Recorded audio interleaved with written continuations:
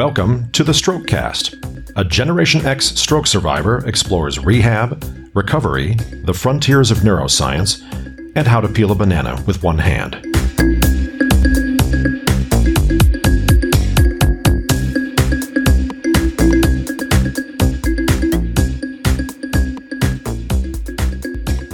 Hello, I'm Bill Monroe, and welcome to Strokecast. This is episode 20. Meet Emilee Mason. Emilee Mason is an occupational therapist who studied OT at the University of Texas and the University of Georgia. She's currently an OT at the inpatient team at Swedish Medical Center in Seattle.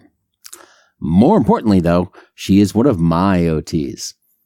When I was inpatient following my stroke, I worked with Emilee for 3.5 weeks trying to get my arm and my hand working again. Emilee brings a brightness and enthusiastic energy to her patient care.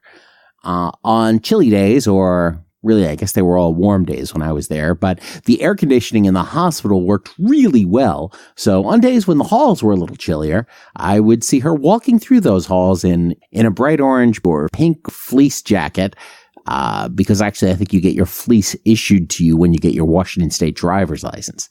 One time during therapy, she had me doing virtual snow angels while I was laying on the mat table. Basically, I laid down on my back and she would support my arm off the edge of the mat as I tried to swing it back and forth as you do when you're making snow angels. And Emilee sat on her rolling stool to support and assist my arm as I did that. Now, as will happen in recovery, especially in those early days, something reconnected and my arm switched on as I struggled to move it. That sudden burst of strength nearly yanked Emilee off her stool, and despite her near fall, she could not have been more delighted to see me hit that milestone. I stayed in touch with Emilee after leaving the hospital, and I'm thrilled she was able to join me this week. We sat down in a local Starbucks to talk over coffee, because that's just what I do. Over the next half hour, we talked about the OT field, about motivating patients, dealing with unruly patients, caring for caregivers, what happens when a medical provider suddenly becomes a patient, and more. So now, please welcome Emilee Mason to Strokecast.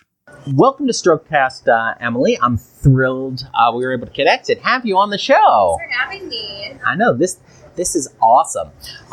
So as I said in the intro, you are one of my awesome occupational therapists at when I was inpatient at Swedish. So the first thing I gotta ask, though, is I've been out of Swedish inpatient for a while, and why don't I have a job yet? Oh, man. Well, there is the job of living, right, Bill? Right? That is very true, and that is the one I really don't want to get laid off from. Yes. The one job nobody applies for, yes, but everybody is thrilled to keep yes, until retirement. Yes, having to get dressed and do all that kind of stuff, right? Your day-to-day routine. Right. So what is occupational therapy, and what do occupational therapists do? So occupational therapists, they look strictly at kind of the ADLs and the IADLs of your life. So we're kind of working towards improving patients. So what are EDLs and IDLs? ADLs are activities of daily living, and then IADLs are instrumental activities of daily living. So they're going to look at things like getting out of bed and walking to the bathroom, taking a shower, getting dressed. IADLs are going to look at, they could be anything from pet care to cleaning the house to doing dishes to cooking. So we have a wide scope of things that we can address and look at, and our main goal is to just kind of facilitate and try to improve our patients' independence in their daily living and what's important to them. Yeah, that's what's really interesting, is that so much of the stuff that gets lumped into OT, I think for most stroke survivors, we look at OT versus PT versus, speech to a lesser extent, but PT is walking, OT is arm. But it's really about, that arm stuff is about all of that other stuff that comes into play. Yeah, you'll find that OTs and PTs will separate kind of from upper body to lower body, where PTs will look more at walking and OTs will look more at the arm.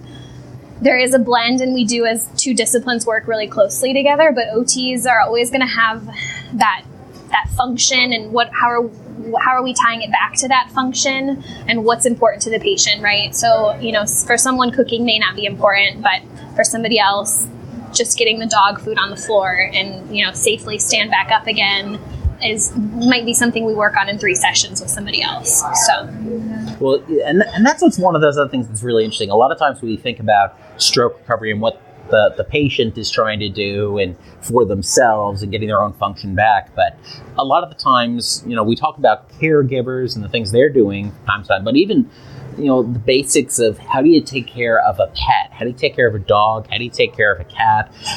Which, can sometimes be more challenging than how to take care of a child who can sort of understand this stuff a little bit more and isn't always trying to trip you. But, managing that stuff that has to get done, that stuff matters. And we take it for granted during the day, right? Until it becomes something that's tricky or hard or it's not second nature, then we start thinking, wait a second, I just bent over and put the bowl on the floor, and now I have to think about my balance, and maybe one arm isn't working the way I want it to, or something. There's so many other dynamics. So right. And then even taking the dog out, and cleaning up the dog, and all of those things. So, what was it that drew you to the OT field? How did you get to this point where you're at Swedish? So when I was an undergrad, I was actually pre-physical therapy for 2.5 of my 4 years at Georgia. And then I one day was supposed to shadow with a PT. PT was sick, and so I ended up with an occupational therapist that day just to see kind of what they did. I was really tied to that purpose and that function, and that particular patient had big goals on, doing laundry, and, those were really meaningful activities to that person. And the OT was able to tie the treatment session into something that felt kind of like her day-to-day routine and what she wanted to be able to do better. So then I kind of started doing some research and thinking that might be more of the route. I guess I like the creativity that occupational therapy gives me. I like going into 5 different rooms in a day and every person having a little bit of a different goal, and then that allows me to be creative and coming up with new ways to kind of help them improve and become independent and ultimately discharge from the hospital. So that's awesome. You start talking about some of the more creative aspects of it and some more of that concrete stuff, and you start talking about what does this mean when you get home? What does this mean when you want to get on with your life? Another one of the occupational therapists I have had in my time said that the reason she got into OT was she was shadowing a PT, and they were at the facility and saw somebody baking cookies with a patient and asked, "What's that? I want to do that." She's total Hufflepuff. No, I've made homemade tortillas with patients before, and I love taking patients to the kitchen. That's one of my favorite places to do therapy because you can incorporate so many different things. They're standing, they're working on their endurance, they're working on their balance, but then they're also maybe working on that coordination with one of their arms if it was affected from the stroke. And all of these things they're doing while not really thinking about and making muffins at the same time, right? Which may be something that they did every Sunday with their family. So it just very meaningful, and that creativity drives me to try to come up with new strategies and not to become complacent as a therapist and just doing the same thing over and over again. So that's why I like OT. Sure. And you sometimes get snacks out of it. So there's that too. Homemade tortillas. So good. A little bit of butter and they're the best. There you go. And of course, but of course, as long as it's a little bit of butter, because too much butter just get you back there again in a couple more years. A little bit of butter, low fat butter. It was one of my favorite sessions, if you can't tell. I remember it vividly. Obviously there's a lot of different aspects to OT and lots of different reasons people find themselves needing occupational therapy. Why did you get into the neuro OT field specifically? And what was it about that and working with stroke survivors that really appeals?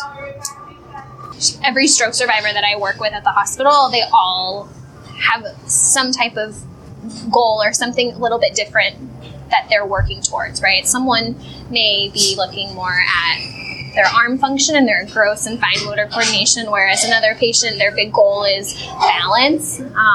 So it allows me to be creative in that I'm not doing the same thing every day. I also think there's more than one way to do things, and that neuro rehab allows me to be creative and try new things, and what worked for one patient may not work for the other, but I'm a person that likes to keep moving and not do that cookie cutter thing every day. I like that challenge, and that's what keeps me going, I guess.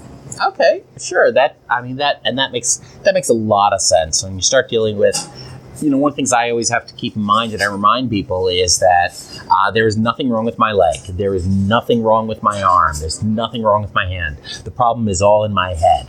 And a lot of what you're dealing with in OT, it isn't so much about fixing the hand. It's about helping the brain to fix itself to use the hand, and developing those strategies for getting your goals accomplished. Exactly. So obviously there's a lot of stuff in that. There's a lot of awesome things about the creativity, but it's still a job, and not everything is always easy. So what are the toughest aspects of your job in working with stroke survivors? Well, no one ever plans to have a stroke, right? Yeah, so that's true. You have to. I totally would have scheduled it for the rainy season. Yeah.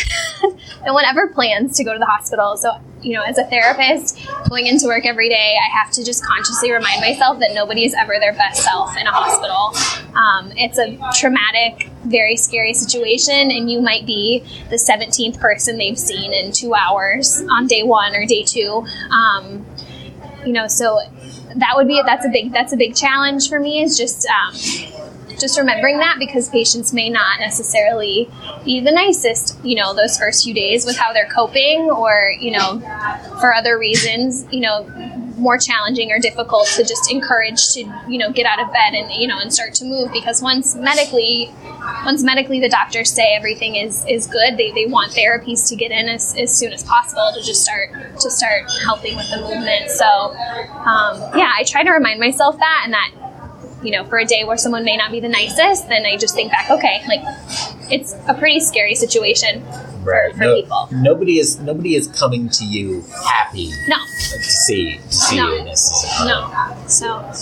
Yeah, and that's one of the things that's so interesting, is that when you go through that, and especially in that first week, not only is your functionality stripped away from you, potentially your life stripped away from you, in some cases, pieces of your skull literally stripped away from you, and then on top of it, what you may have thought of as your dignity stripped away from you, where suddenly, you're dealing with bathroom issues you haven't dealt with since you were 2. Or you're not able to shower, or someone's just having to help you get to the bathroom, right. And that can be really hard for people, and that's a very challenging part of OT too, is that those privacy aspects of, okay, we want to get a shower, or we want to use the bathroom, but we also have to make sure you can do it safely too. So, right. I try to find that line, and when I can't give that privacy and not have to be so close, I will, but sometimes it means that I have to be right there just to make sure that they're safe. Because a fall and a head injury is just going to make things even worse. Exactly. Yeah. So, as patients are dealing with this, and they're in their own darkest time of their life in many cases, how do you motivate patients to go do the work when they just don't want to? I encourage patients to celebrate those day-to-day victories. I think it's really important to think big picture, but I also think it's important to, today if I moved my thumb more than I did yesterday, then you celebrate that, right? Or today I walked to the bathroom, yesterday I had to take the wheelchair, you celebrate that. And those little victories will continue to just drive you to those ultimate long-term goals. That's why we set short-term and long-term goals as therapists, because we don't want to, we can't go from 0 to 120 in just one day. We've got to work, each day. So I try to be that cheerleader. Meet people, some people are a little more peppy than others, and I can be that bubbly, peppy, and sometimes I have to tone it back a little bit. But I try to just, if I'm noticing different things that are improving from the day before, I try to point that out and just say, you couldn't do this yesterday. Do you remember you couldn't do this? And then they're like, oh yeah, you're right, I couldn't. And so then that kind of keeps them going. So. Right. right? I remember how excited you were when I started to have a little bit of wrist flexion. Yes. Yes, that was... And that time I almost accidentally pulled you off the stool. Yes. Yeah, that was a good day. I remember that day, and you have to just kind of relish in those small things, because they'll keep adding up and become bigger. Well, and essentially we don't think of it in the medical context necessarily, but even things like, the main productivity things we see out there and guidance of you can't just do a big thing. What are the individual small steps you got to do to get there, and breaking it down to those small things, get that small thing done, and then move on. Yeah. It seems like that's a lot of that approach. Yeah.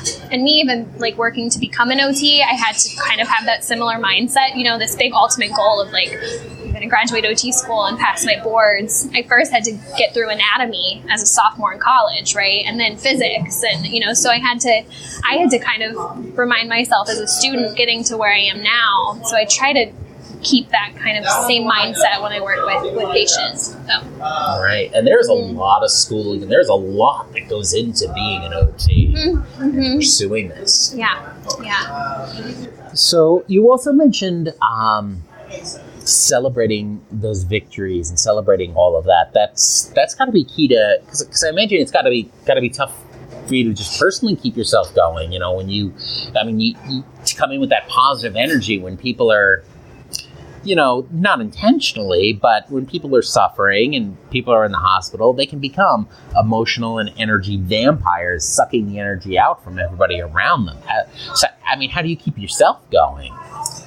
I try to keep that occupational balance. I'll quote a professor, finding those things after work that keep me calm, keep me kind of going, keep me energized, because but what drives me is it can be hard. There's a lot of hard days at work, but there's also some really great days, and where I get to watch a patient walk out of the hospital after being with me for a month, and so those harder days, I think back to, we've got a couple hard weeks ahead of us, but we're gonna get this person home. I think Bill, you and I were together for 2 weeks-ish, almost 3.5 weeks. So you came in and then I got to watch you walk out of the hospital and go home, right? That was the goal, and that was, and so that's I always try to keep that long-term goal, in my mind of, okay, we've got a hard road ahead of us, but we'll get there. We're gonna get there. But as an individual leaving the hospital, I try to decompress. I try to take care of myself and do what I need to do so that I can come and give my best self for the patients at the hospisptal. Right. You have to be able to leave most of it at work and leave it at the hospital, because it's one of those things that I think when I talk with caregivers or see caregivers online, one of the things to keep in mind is that even personal caregivers, if you're not taking care of yourself, if you're not getting the rest, if you're not taking care of your own emotional needs, you can't help others. You can't. If you're not taking care of yourself and protecting your own energy and your own personal boundaries, you can't help your patients do that. Yeah, I couldn't agree more. I will often encourage patients' family members to take a day, right? Take a day and go get a nap, or go clean the house, or go grocery shopping, or do something. We have your loved one today, Exactly. Because sometimes families feel like they can't leave, and there's been multiple times where I'm just saying, you just go. We're okay today. Come back tomorrow. And then they're like, okay. It's almost like they need me to say, yeah, leave, Exactly. And don't feel guilty about having fun. Yes. And about taking care of yourself, because that stuff is still so important. Mm-hmm. So, we talk about seeing patients at their worst, and obviously stroke is a traumatic brain injury. We don't say the term often, but yeah, I'm living with brain damage now. There's a chunk of dead brain in there. And all stroke survivors have some brain damage. In some cases, it affects their physical abilities. In some cases, their emotional, some language, some visual, and in many cases, personal judgment on a temporary basis or on a long-term basis. So how do you handle patients who may have issues with their judgment or their executive function, and may find themselves behaving inappropriately, either with anger or making inappropriate advances to a therapist. And, I think one of the things we think about is that, we have to remember is that just because somebody's had a stroke doesn't mean they're good. They were always a good person to begin with. And sometimes they're at their worst, and sometimes they were great people, but temporarily or long term, they may be behaving inappropriately. How do you manage that? Try to be very direct and clear, and if something is happening or they're saying something or making advances, I try to just stop the situation and just say that is not appropriate, right? Because sometimes, whether it's cognitive deficit or, whatever, is causing the behavior, I ultimately just kind of have to say, nope, we're going to stop, because if I continue to let something like that progress, then I'm ultimately not going to be able to provide safe care. I never try to be a hero with that kind of stuff. If I feel like I need to call a second set of hands in or just somebody else to assist and kind of de-escalate the situation, I will. But I try to be as clear and direct. If there's comments being made, just say that's not appropriate. You need to be respectful to me. I need to be respectful to you. You need to be respectful to staff here. I don't encounter it a lot, but that's good. Yes, that's good. But I also will, when in doubt, I'll get that nurse's button and call and just say, can I get somebody else to come in? Just need a second set of hands in here. So that's how. I don't know if that answered your question. Good enough. Yeah, no, it does. And are patients generally responsive to that? Sometimes it takes a few times, right? If it's a behavioral thing or because of a cognitive deficit from where the stroke was in the brain, sometimes it's just around kind of reteaching that appropriate behavior. And typically it gets better. Awesome. So. Mm-hmm. Awesome. Well, you see, and I think that's one of the things that's really interesting is that you talk about the need to repeat it and do it repetitively. That's sort of what goes into every aspect of therapy, whether we're, reteaching behavior or reteaching where that limb is. It's about, we got to carve those new pathways and sort of make that start to happen. So you recently had your own inpatient experience in a hospital. I did. So as a medical provider, what sort of surprised you most being on the other side of that hospital ID bracelet? How vulnerable you feel.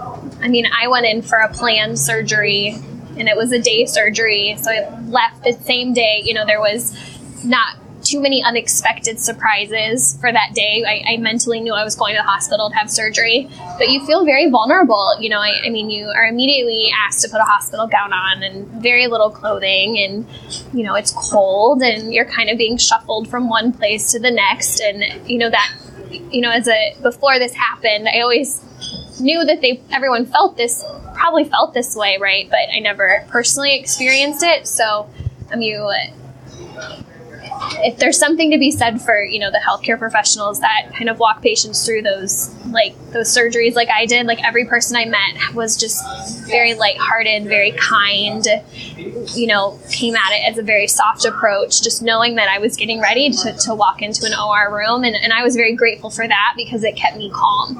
And in a situation like that, I needed to be calm. So, I was very surprised with how vulnerable I felt, even I work in a hospital every day, right? But I still felt very vulnerable. Just putting that hospital gown on, I immediately felt like, oh man, okay, I'm here, I guess. But yeah, that's probably the biggest thing that I felt that day. And do you think they treated you differently because of your expertise than they might have another patient? I don't think so, because not everybody knew that I was an OT. I think when I was there my boyfriend was there with me. He might have mentioned that I was an OT, or one of the ladies figured it out because I knew what an MRN number was or something. And she's like, wait a second, how do you know? And that was, after we had been like chatting about it. And, so I knew a little about the hospital, like the ID bracelet. So she's like, something, you got to work somewhere at a hospital. But she was the only one that knew that I was an OT. Everybody else, I think I had maybe 5 or 6 different nurses that morning, right? With just like the different process of going back to the OR room. And she was the only one that knew, but everyone treated me the same. It was, just very kind and very calm, right? You kind of I was, very nervous, and they kind of just met me where I was at, right? They didn't come in with all this energy and ready to go.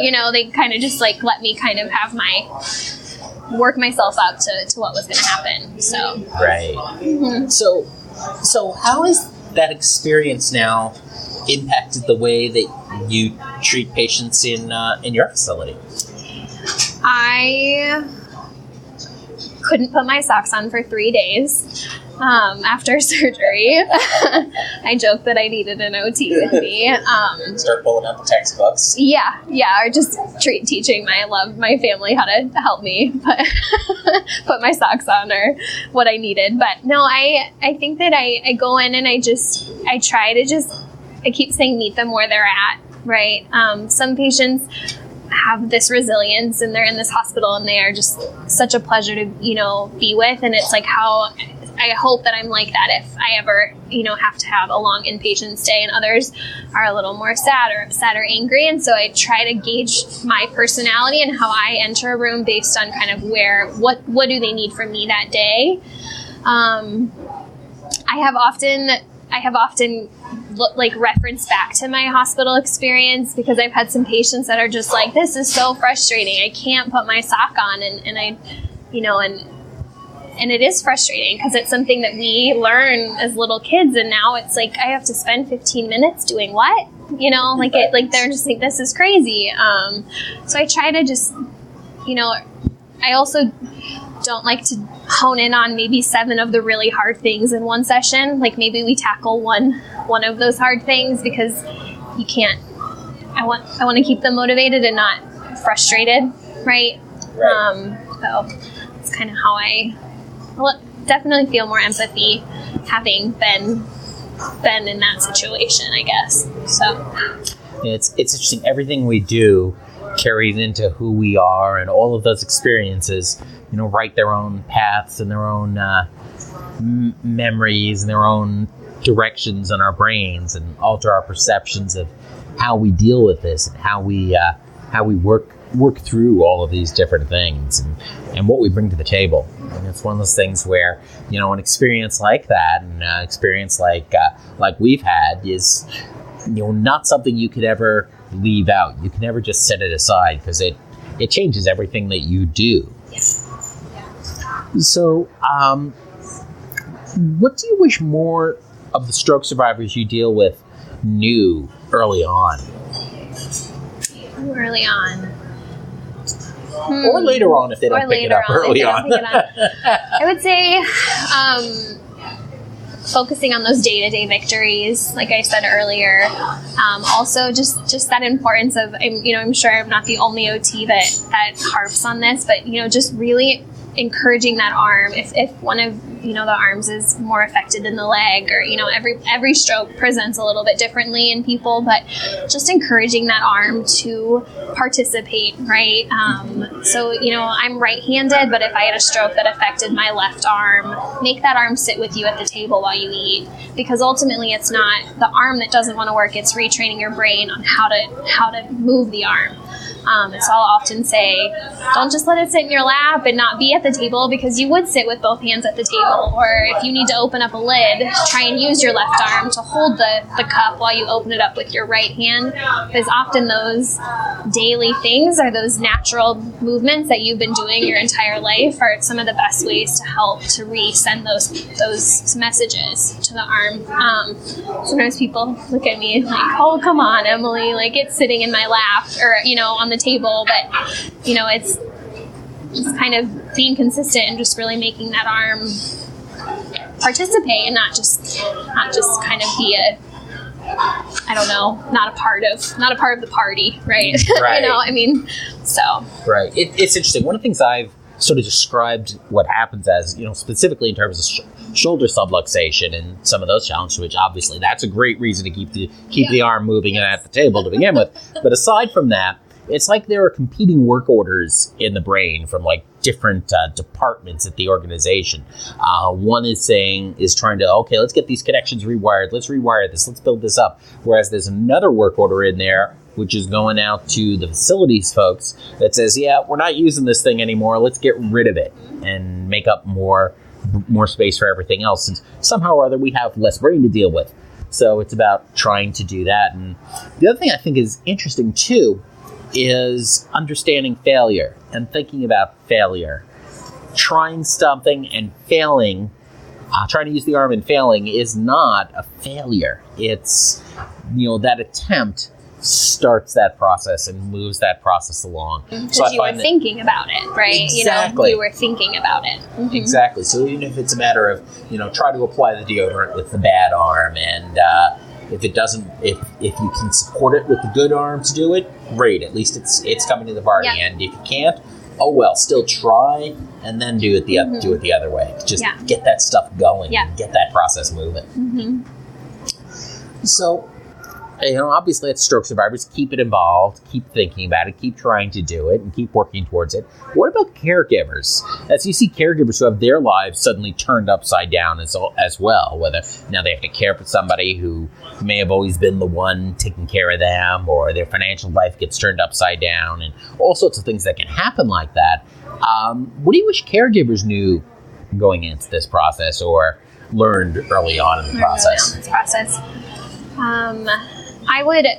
I would say, back to what I had said earlier, is the big thing is just making sure they're taking care of themselves, taking those, being with their loved one at the hospital and supporting, because often I think that can drive patients as well, as having family there to celebrate those victories with them, but also setting those boundaries for themselves to be able to go home and just get a nice shower in, or take a nap or something. The other thing too that I try to encourage and implement when I work with patients at the hospital is just, that planning piece, right? Like let's start some of this stuff early on, so then it can be a whirlwind leaving the hospital. And wait a second, do I have all the equipment I need, or do I have the house set up? Start thinking about doing those little things while the patients are in the hospital, so then they aren't quite as overwhelmed with the discharge and going back home, because ultimately leaving, the patient and the caregivers are going to have to find their new normal and how they work best together. And sometimes having those little pieces figured out before they leave can just make that transition smoother. It's a lot easier to get handrails installed in the bathroom on 3 weeks' notice than on 2 days notice. Yeah. And just equipment and not having to run around the day before. I try to encourage that, just because there's you want to be able to go home and celebrate getting home, right? With your loved one that's been in the hospital, and having those extra things kind of taken care of, or get some grocery shopping done, or that kind of stuff, just so that you can transition into it. And then also have a plan on how am I going to continue to make time for myself, whether that's friends or family that may come and help, or knowing when to ask for help, because everyone has people that want to help and and do what they can, so which is easier said than done. Knowing when to ask for help is always something I struggle with too. So, sure. That's what I would. Yeah, something caregivers struggle with. That's good. Something that survivors struggle with too. I'm always sort of reluctant to ask for help. If there's a chance I can do it myself. Oh yeah, I gave it a good shot to get those socks on Bill, and I finally just was like, I need some help, So I. Great. One of the things last week we talked with Dr. Kate Lorig, who wrote a new book, Building Better Caregivers. And one of the things we talked about there is she said that if you want to help out a caregiver, the best thing to do is not to offer to help them. It's to offer something specific to help them. Not, is there anything I can do to help you out? It's, hey, do you need a few hours off to go shopping or to go hang out at a coffee shop or whatever, and come with those specific things to, because when you just offer general assistance to somebody, you're not so much giving them just help, you're also giving them another job, and that's figuring out what to ask for help with. Yeah, that's, I think even I've had patients' families where they've, they won't necessarily all come in at once because that might be a little overwhelming for the patient or something, but they may, the patient's wife might leave and then his son comes in, right, to give, or they might swap nights that they spend the night, or somebody might have food ready at the house before they get there. So yeah, those specific things can make everything easier. That's awesome. And that's one of those things too. When you talk about visiting patients in the hospital, one of the things that's also really interesting, and I think one of the things that Jill Taylor talks about in her book, My Stroke of Insight, which talks about her experience, was one of the worst things for her was her stroke took out some of her sensory processing and limiting stuff. So having a bunch of people visiting at once was terrible for her and overwhelming. And there's all this noise and thoughts, and the brain is tired and trying to rebuild. So, that giving a break to the caregiver, so to come in and sit with a stroke patient, also gives a break to the stroke patient who really may not be up for dealing with 4 or 5 or 6 people and may not have the ability to even express that at that point. Yeah, and sleep is a huge part to that stroke recovery, right? I mean, they want the therapy and the rehab and getting everything moving, but then there also needs to be some time to allow the brain to rest and heal and just kind of reform those connections. So it's finding that balance for sure. Right. Yeah, sleep is, it gets me thinking about when they shut down the freeway. We tend to think of sleep as something that it just shuts down and does nothing. But really, it's like when they shut down the freeway overnight, they're not doing nothing. They're going ahead and tearing up the pavement and rebuilding pavement and repainting and doing all this construction. Sleep is work. Yeah. And it's that same sort of thing that gets overwhelmed. Yeah. And I had a patient, I think a year ago, say to me something along the lines of, now I know why babies take naps all the time. Yes. Because you are working so hard to just do something that was once very easy to do, right? Like just getting up from the bed, it's now taking a ton of energy. And so, that's another reason why sleep is important, because your body is probably working overtime just to do those things that once came very second nature. Right. Right. It's burning the battery faster, and the battery is smaller than it used to be. Yep. That is awesome. Well, thank you for joining us, Emilee. This has been fantastic. Thanks, Phil. Thanks for having me. If you have an OT with you, you can't let them get away without giving you the hack of the week. If patients are having a hard time holding on to a washcloth and family members are just trying to get something in, sometimes I'll have patients bring in oven mitts to put in their hand, and then it keeps it on their hand, but then they're also able to use that arm, so it's very therapeutic for the arm, but then they're not having to think about holding it, right? If the grip is still weak, that's a little tip that I've used. So basically sort of using an oven mitt as a washcloth then, essentially? Yeah, which I think you can buy bath mitts that are similar, but a lot of family members have just grabbed an oven mitt, and they may honestly even be cheaper than what a quote-unquote bath mitt might be. You've probably got a few dozen sitting in that bottom drawer in the kitchen that you're never sure what to do with. Exactly, and I like it too, because then the patient's not frustrated because they can't hold the washcloth, right? But they can still, like if they have good shoulder and elbow movement, they still can wash their body with that affected side. And then we continue to work on the grip strength and have that be a goal. But maybe that day, we just work on the elbow and the shoulder or something in the shower. So that's awesome. That's awesome. That's it for this week. Emilee was a great guest, wasn't she? Do you want to hear more interviews like this? Let us know in the comments over at strokecast.com/Emilee. Do you listen to Strokecast on an iPhone or on another Apple device? You can help out the show by giving us a rating or a review in the Apple Podcast Store.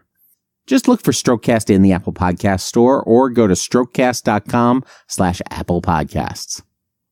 Consider using an oven mitt in the shower if you struggle with washcloths, or perhaps you just run ridiculously hot water. And, of course, as always, Don't get best, get better. Thanks a lot. I'm Bill Monroe, and I'll talk to you next week.